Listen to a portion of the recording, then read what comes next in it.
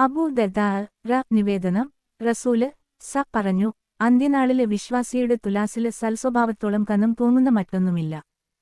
അബൂ ദാവൂദ് 4799.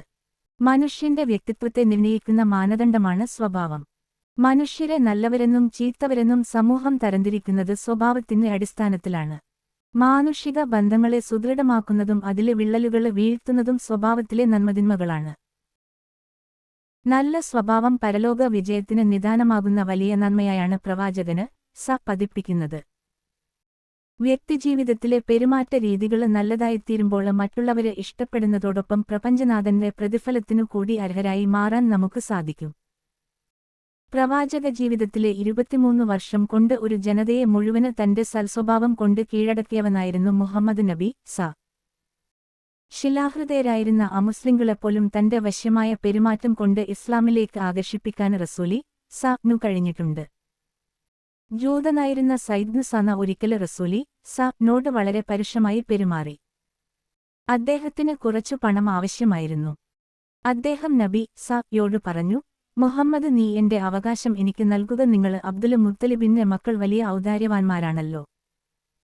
നബി യുടെ വസ്ത്രവും മേൽത്തട്ടവും കൂട്ടിപ്പിടിച്ച് തന്റെ അടുത്തേക്ക് വലിച്ചുകൊണ്ടുള്ള ഈ സംസാരം റസൂലി ഇന്റെ കൂടെയുണ്ടായിരുന്ന ഉമറി തീരെ ഇഷ്ടപ്പെട്ടില്ല. അദ്ദേഹം ദേഷ്യത്തോടെ പറഞ്ഞു, അല്ലാഹുവിന്റെ ശത്രു, അല്ലാഹുവിന്റെ ദൂതനോടാണോ ഇത്തരം വർത്തമാനങ്ങള് പറയുന്നതും വൃത്തികേടുകള് കാട്ടിക്കൂട്ടുന്നതും? അദ്ദേഹത്തെ സത്യവുമായി നിയോഗിച്ചവനാണ് സത്യം. നബി യുടെ ആക്ഷേപം ഭയന്നിട്ടില്ലായിരുന്നുവെങ്കില് ഈ വാള് നിന്റെ തല അറുക്കുമായിരുന്നു. ശാന്തമായി ഉമറിനെ നോക്കിക്കൊണ്ട് മുഹമ്മദ് നബി പറഞ്ഞു, ഉമര്, സൈദിനോടൊപ്പം പോയി അയാളുടെ അവകാശം നൽകുക. അതോടൊപ്പം 20 ഈത്തപ്പഴം കൂടി അദ്ദേഹത്തിനു കൂടുതലായി നൽകുക.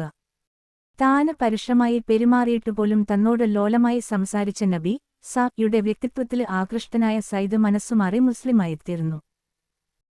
നിർമ്മലമായ സ്വഭാവം കൊണ്ടും നിഷ്കപടമായ പെരുമാറ്റം കൊണ്ടും ആരുടെയും മനസ്സ് മാറ്റാന് സാധിക്കുമെന്ന് പ്രവാചക ജീവിതം പരിശോധിക്കുമ്പോൾ നമുക്ക് മനസ്സിലാകുന്നു.